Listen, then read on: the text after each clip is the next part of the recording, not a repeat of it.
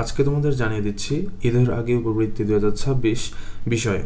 এখানে তোমরা জানতে পারবে যে উপবৃত্তি টাকা কবে পাওয়া যাবে, পরিবারে 2 জন শিক্ষার্থী থাকলে কত সুবিধা পাবেন। এই টোটাল ইনফরমেশনটি প্রধানমন্ত্রী শিক্ষা সহায়তা ট্রাস্ট 2026 থেকেই এসেছে। তো চলো জানিয়ে দিচ্ছি তোমাদের আজকের এই বিষয়টি।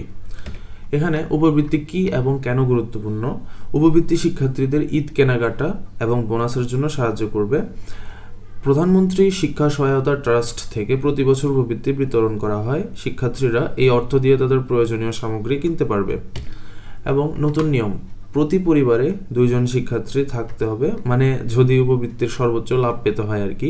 এখন থেকে একটি পরিবারে সর্বোচ্চ 2 জন শিক্ষার্থী উপবৃত্তি পেতে পারবে। পূর্বে মানে আগে প্রতি পরিবারে 1 জন শিক্ষার্থী সুবিধা পেত। 2 জন শিক্ষার্থী থাকলে পরিবার সর্বোচ্চ সুবিধা নিতে পারবে, যেটি বলা হলো নতুন নিয়মে।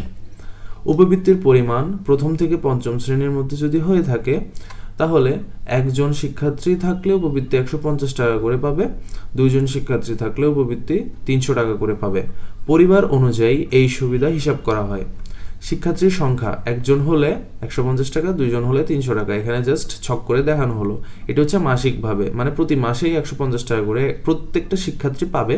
আর 2 জন যদি থাকে একই পরিবারে তাহলে 300 টাকা পাবে। এটি কথা বলা হচ্ছিল প্রথম থেকে পঞ্চম শ্রেণীর কথা। এবং ষষ্ঠ থেকে অষ্টম শ্রেণীর কথা যদি বলি উপবৃত্তির পরিমাণ, তাহলে 1 জন শিক্ষার্থী পাবে 200 টাকা প্রতি মাসে, 2 জন শিক্ষার্থী যদি থাকে তাহলে 400 টাকা প্রতি মাসে করে পাবে। এখানে আবার সেমভাবে ছক করে দেওয়া হলো, 1 জন যদি হয় তাহলে 200 টাকা, 2 জন যদি হয় তাহলে 400 টাকা মাসে পাবে উপবৃত্তি। এরপর HSP আর MIS সফটওয়্যার আপডেট। HSP আর MIS সফটওয়্যার আপডেট প্রায় শেষ হয়েছে। HSP বলতে বোঝাচ্ছে হায়ার সেকেন্ডারি স্টিপেন্ড প্রোগ্রাম।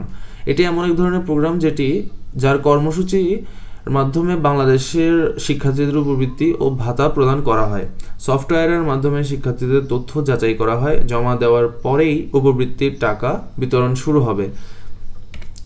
উপবৃত্তি পাওয়ার সময়সূচি, শিক্ষার্থীরা ঈদের আগে উপবৃত্তি পাবেন, এটি আসলে শিওর।